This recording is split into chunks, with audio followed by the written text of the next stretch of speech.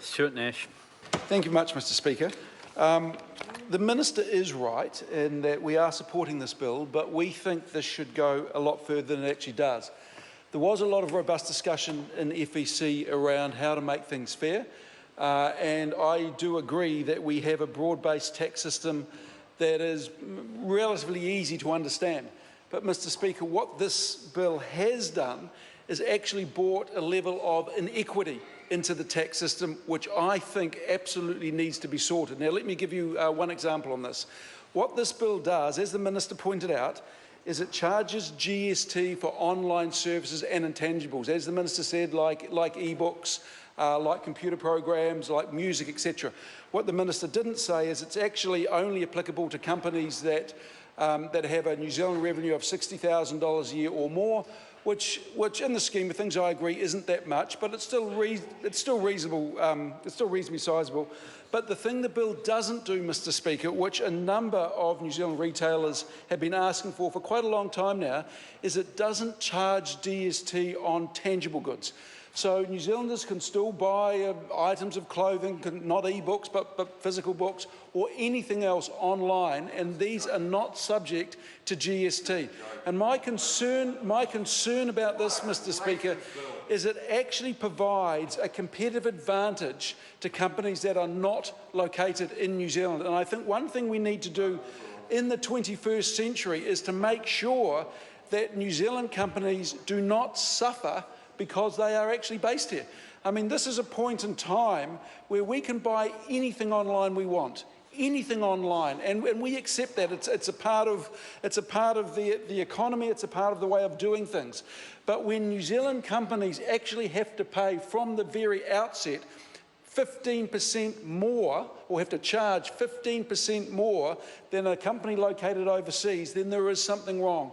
And that is simply because companies overseas are not charged GST on New Zealand sales. And what we would have very much liked to have seen is this bill extended to include goods and services that are goods that are tangible, like clothes. And the Minister said that he has asked his staff, his ministry, to do work on certain areas of tax. Well, what I would very much like to see, what we would very much like to see on this side of the House, is the ministry doing a whole lot of work around the cost of compliance, the revenue generated, the economic benefits, etc., of applying GST to all goods on companies that are bringing more than $60,000 worth of merchandise into this country. And I know this will be supported by the vast majority of retailers who, the competition isn't the bloke down the road, the competition is the fellow on the computer who's 2 clicks away. I think when we talk about fairness in our tax system, what we absolutely need to do is apply the fairness test not just to New Zealand companies, but to overseas companies. And of course, this brings us into the issue which is huge at the moment, and this is about international companies paying their fair share of tax.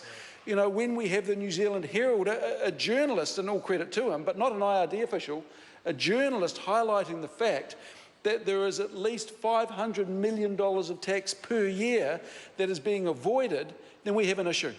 There are other learned tax experts who say that that figure could be as high as $7 billion. $7 billion of tax every year that is being eroded from our baseline due to aggressive tax planning, and in some cases illegal. But let's not talk about illegal, let's just talk about aggressive tax planning. We need to understand the quantum of this, Mr Speaker, but what this bill has done is actually legitimised tax not being charged on items that are still coming in. So there's a whole lot of people around the country, I have no doubt, which will breathe a sigh of relief. I have no doubt Alistair Scott buys his shirts online from a London retailer just down the road from where he used to work. Well, Todd then, Whoever. But all I am saying, Mr Chair, is when we talk about fairness, Mr Speaker, when we talk about fairness,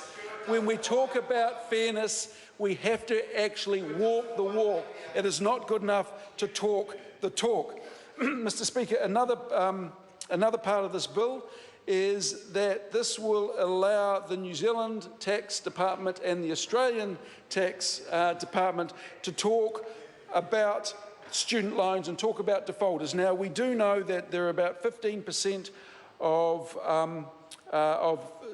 student loan borrowers live overseas. The vast majority of these live in Australia, I'm told, and overseas New Zealand students or ex-students overseas, they owe about $3.2 billion. It is a lot of money. And I must admit, if students are defaulting on their loan, it is hard to have a little bit of sympathy for them. And the reason I say that is they signed a contract. They signed a contract with the government when they took that money, when they drew that money down as part of a student loan commitment. And part of that contract was they will pay it back.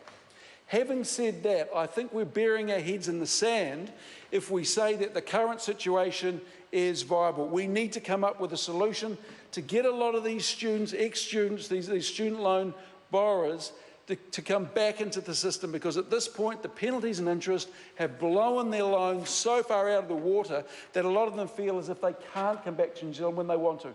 And I would urge the Minister to talk to his officials, to instruct his officials to see if they can come up with a solution that would allow these overseas borrowers to come back into the system where it's a win-win. Because at the moment, if you're not engaging with the Tax Department, then the Tax Department isn't going to get any money back. So no one is winning with the situation we find ourselves in. One of the other things the bill does is it means the Commissioner for the IRD has to now hold a register of overseas charities that New Zealand students, New Zealand student loan borrowers can go and work in, but be treated as resident in New Zealand. Now, it may seem quite small, but it's actually quite a big deal. And the reason I say that is there are a number of student loan borrowers who want to head overseas and work for charitable organisations. If they do that under and it's not notified, or they don't know if their charity is part of this register, then they will end up being charged interest on their student loans. This way, because they're deemed as being resident in New Zealand, no interest is charged. Quite important, but the really big thing here, Mr. Speaker, is actually in the name of the bill. This is the residential land withholding tax. Now, this is, I suppose, the government's way of implementing a capital gains tax when there's no capital gains tax. The interesting thing about this, Mr. Speaker, is it's one of three bills. We had a number of submitters talk about this.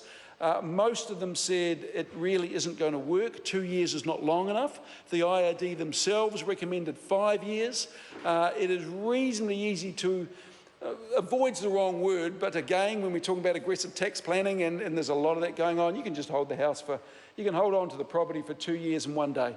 But what this does do, I suppose, at the outset, and it's why we're supporting it, because something's better than nothing, I suppose, is what it does mean is that an overseas resident or an overseas company or trust, I suppose an overseas entity, that is purchasing property in New Zealand, but then seeks to sell that property within 2 years, has to pay a residence withholding tax. Now, the tax agent will usually be the conveyancer, not always, but usually the conveyancer.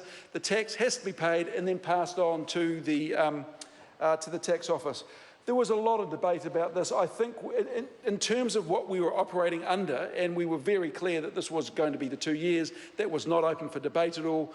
But I think we ended up with an elegant solution, to quote, unquote.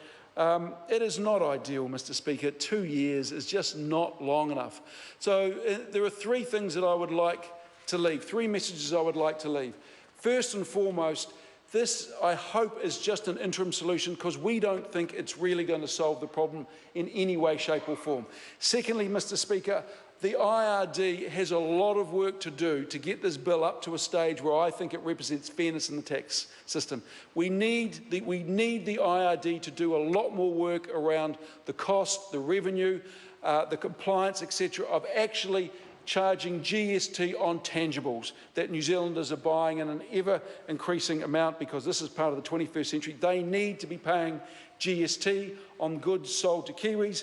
And the third point, Mr. Speaker, is I would love to see the IRD do more work on how to bring students who are ex-students who have student loans but who have disengaged from the tax system simply because the penalties and interest on the original student loan amount have blown out to such a point where these ex-students feel as if they just cannot re-engage with the tax system so they won't come back here.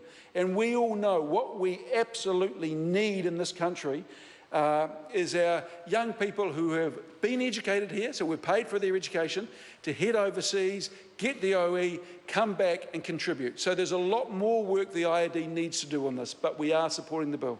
Thank you very much.